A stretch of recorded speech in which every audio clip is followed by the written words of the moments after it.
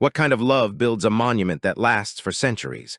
What kind of grief turns into marble so perfect that millions still stand in silence before it? This is the story of a love so powerful, it gave birth to one of the greatest wonders of the world, the Taj Mahal. Our story begins in the early 1600s, in the grand court of the Mughal Empire in India. The empire was strong, its palaces filled with jewels, its gardens blooming with life, and its rulers surrounded by art, poetry, and luxury. Among these rulers was Prince Khurram, the third son of Emperor Jahangir. He was brave, intelligent, and ambitious, already proving himself as a young military commander.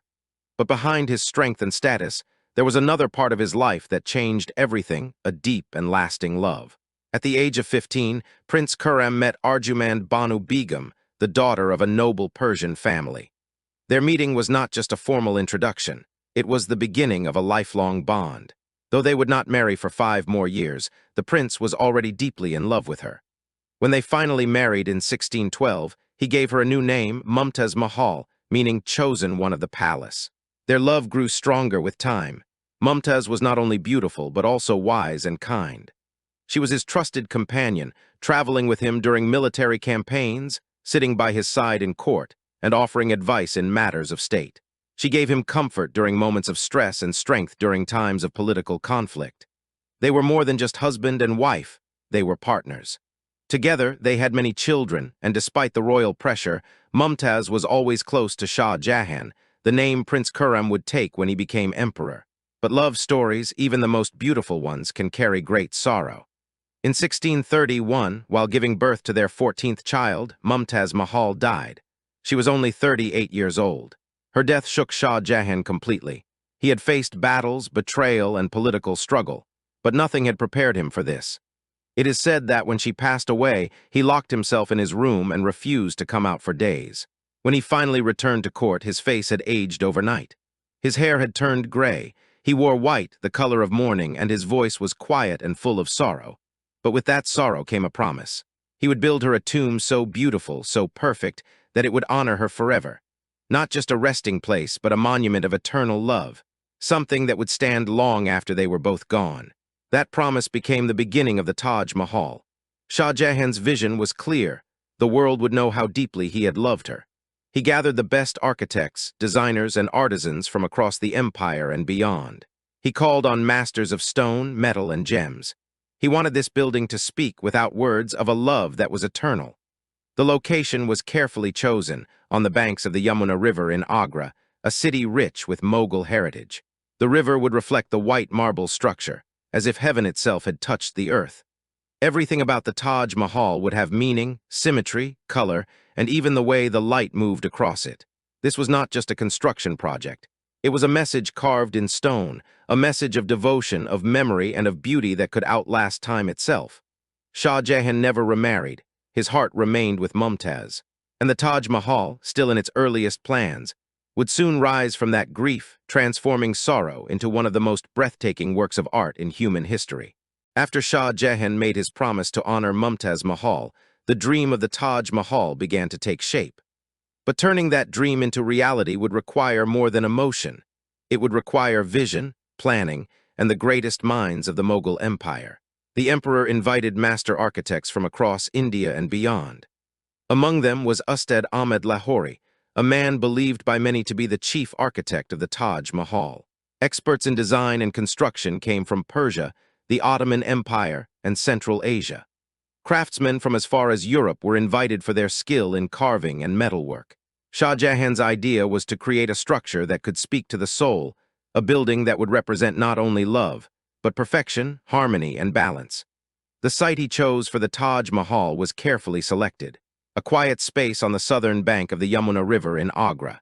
He knew that the river would play an important role, offering not just beauty, but a spiritual sense of peace and eternity.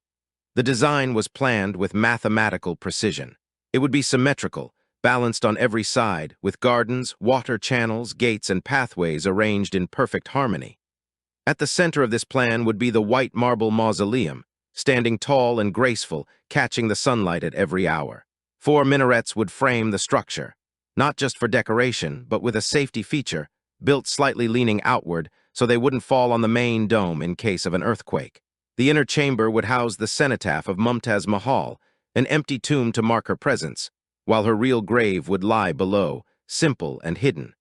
Shah Jahan wanted the entire space to reflect the paradise described in Islamic tradition, peaceful, lush, and filled with flowing water. The gardens followed the Charbagh style, a Persian-inspired layout divided by water channels into 4 parts. Symbolism was everywhere, from the number of steps to the placement of flowers and verses from the Quran inscribed on the walls. Nothing was done without purpose. Every inch of the Taj Mahal was planned to express love, loss, and eternal beauty. To achieve such detail, Shah Jahan spared no expense. Materials were gathered from across the empire. White marble came from Makrana in Rajasthan. Jasper arrived from the Punjab. Jade and crystal were brought from China. Turquoise from Tibet, sapphires from Sri Lanka, and lapis lazuli from Afghanistan all found a place in the decoration. Gold and silver were used for finer details, and precious stones were carefully inlaid into the marble walls in floral designs. This art, known as pietra dura, required the highest level of skill. Small stones were cut, polished, and fit together like a puzzle, forming pictures that would never fade. Thousands of artisans worked under strict organization. There were stonecutters, masons, painters, calligraphers, dome builders, and garden designers. Historians believe that more than 20,000 workers took part in the project. To house and feed them, entire communities were built around the construction site. Special roads were made to bring materials in, and a small city of creativity grew alongside the monument. Shah Jahan watched the work closely, checking details and approving every stage. The Taj Mahal was not just a building. It was his message to the world. And as the plans unfolded and the walls began to rise, so did the legend of the monument that would soon take its place in history. The building of the Taj Mahal was one of the most ambitious architectural projects in history.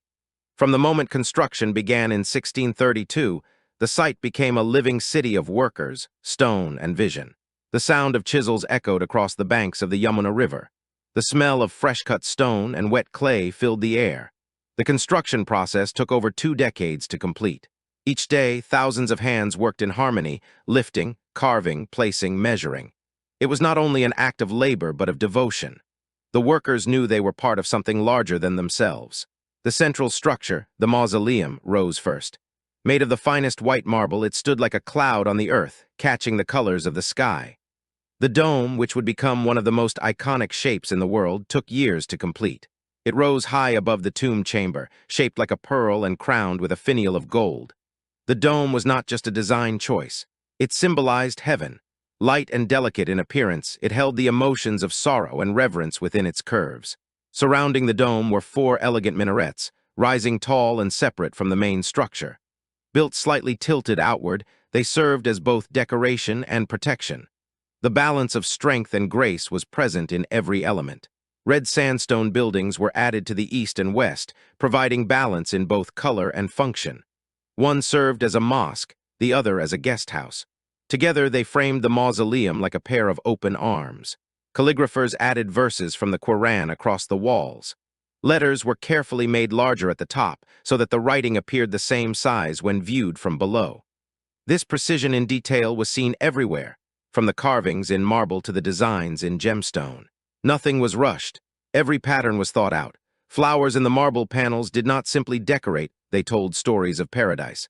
Each petal was shaped by hand, then laid with semi-precious stones in perfect harmony. The marble itself seemed to change with the day. At dawn it glowed pink, at noon it was bright white, and in the moonlight it appeared blue. People believed the Taj Mahal was alive, breathing with the sky and weather, never looking exactly the same. The water channels in the gardens reflected the building like a mirror. Fountains were placed with mathematical accuracy to guide the eye toward the center. Everything led to Mumtaz Mahal's final resting place. Yet visitors often say that it feels more like a place of peace than of sadness. That was Shah Jahan's intention, to transform grief into beauty and memory into architecture. Supervision continued under his eye, with trusted engineers and artists following his vision.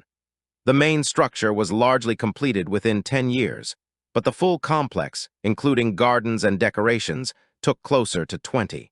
When the last stone was placed and the final carving polished, the Taj Mahal stood not just as a tomb, but as a message to the world.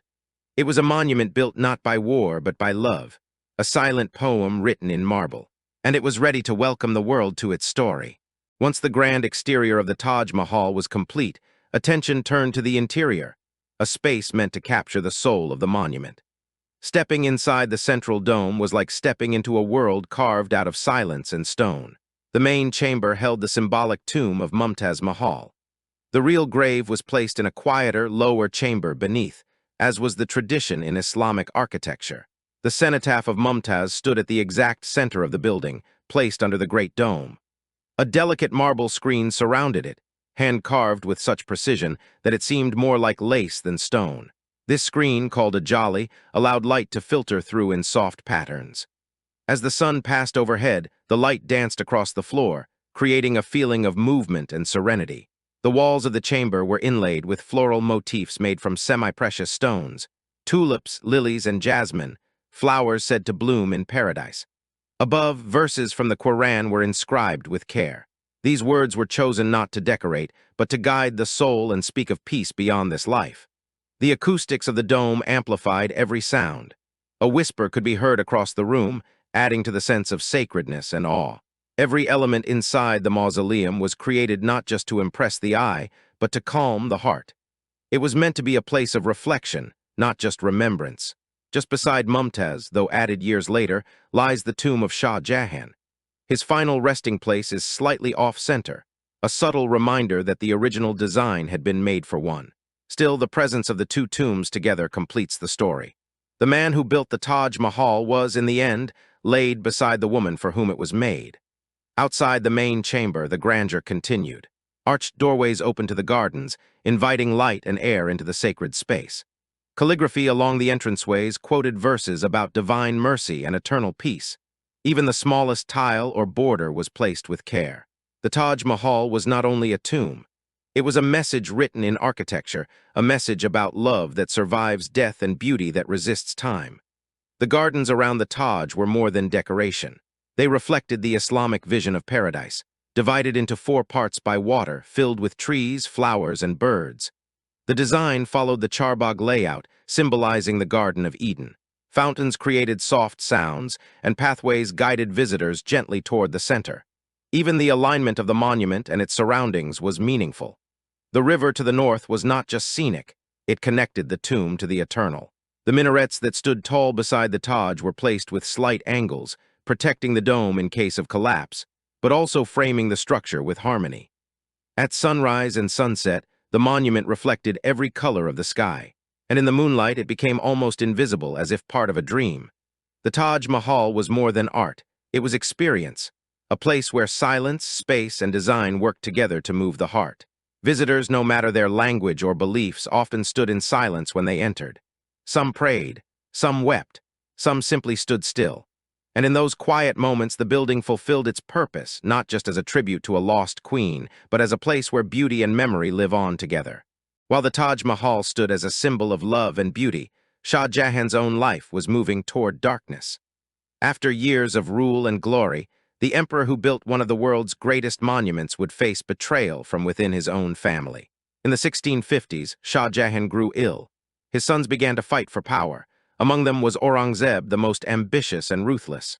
Aurangzeb led a war against his brothers, and in the end, he seized the throne. He placed Shah Jahan under house arrest in Agra Fort, just across the river from the Taj Mahal. The emperor who had ruled a great empire and created a timeless wonder now spent his final years in confinement. From the window of his prison, he could see the Taj Mahal in the distance. It is said that he looked at it every day. The white marble reflected in his eyes, the memory of Mumtaz Mahal living on just across the water. He had given his heart to one woman and poured his soul into her tomb. And now, though no longer in power, his thoughts remained with her. He was not allowed to return to the monument. He could only watch from afar. Even in silence, the Taj Mahal spoke to him. It was the story of his love, the proof of his grief, and the legacy of his reign. When Shah Jahan died in 1666, he was quietly buried beside Mumtaz Mahal, as he had once wished. No great celebration was held. His body was placed in the chamber he had built for her, next to the queen who had once been the light of his life. Their story, one of power, passion, and poetry, was now complete. The man who had ruled with elegance and designed with heart would be remembered most for this act of love. And though his rule had ended in sadness, The Taj Mahal ensured that his name would never be forgotten. What he built was not just a tomb. It was a promise fulfilled, a message carved into the history of India. Long after empires fell and rulers changed, the marble walls continued to glow. The love story of Shah Jahan and Mumtaz Mahal outlived their lives. And the Taj Mahal stood as its keeper, unchanged, eternal, and still telling their story to every visitor who stepped through its gates. Centuries have passed since Shah Jahan and Mumtaz Mahal walked the gardens of the Mughal court, but the Taj Mahal still stands, a masterpiece untouched by time. Over the years, it has survived wars, weather, and political change. Empires have risen and fallen, yet the marble monument in Agra continues to inspire awe. Travelers from every part of the world come to see it, not only for its beauty, but for the story it holds. The Taj Mahal is more than architecture. It is emotion in stone, a poem written in marble. Its perfect symmetry, the balance between strength and delicacy, the reflection of the sky in its surface, all of it feels like something dreamt, not built. In 1983, UNESCO declared the Taj Mahal a World Heritage Site, recognizing it as a cultural treasure of humanity. It is considered one of the 7 wonders of the modern world. And yet its wonder does not come only from size or design. It comes from the feeling it gives a quiet sense of peace, of beauty, of love that defies death. For centuries, poets, writers, artists, and historians have described it, but none have fully captured what it is like to stand before it. Some visitors are moved to silence. Others cry. Many simply stare, unable to look away. The Taj Mahal speaks to something deep inside every person, a longing for connection, a belief that love in its purest form can create something eternal. But with fame also comes challenge. Pollution, over-tourism, and time itself threaten the monument. Efforts to preserve it continue every year. Experts clean the marble, repair cracks, and control the crowds that walk its gardens daily. Despite these efforts, its message has never faded. To this day, it remains one of the most visited and photographed places on Earth. People come to propose marriage, to mark anniversaries, to find inspiration. No matter the reason, they all leave with the same feeling that they have seen something greater than a building. They have seen love, frozen in time. The Taj Mahal stands as a reminder that while life is brief, love can be lasting. That beauty can rise from grief, and that even in silence, a story can be told. It tells the world that one man's sorrow became the world's wonder, and that wonder still lives, one stone at a time. The Taj Mahal is more than a building. It is a promise kept, a love remembered, and a story told in silence. Through centuries of change, it continues to stand for what matters most: beauty born from grief and devotion that endures. Thank you for watching this story of the Taj Mahal. If it moved you, share it with someone you care about. And let us know in the comments what place or story in history has touched your heart.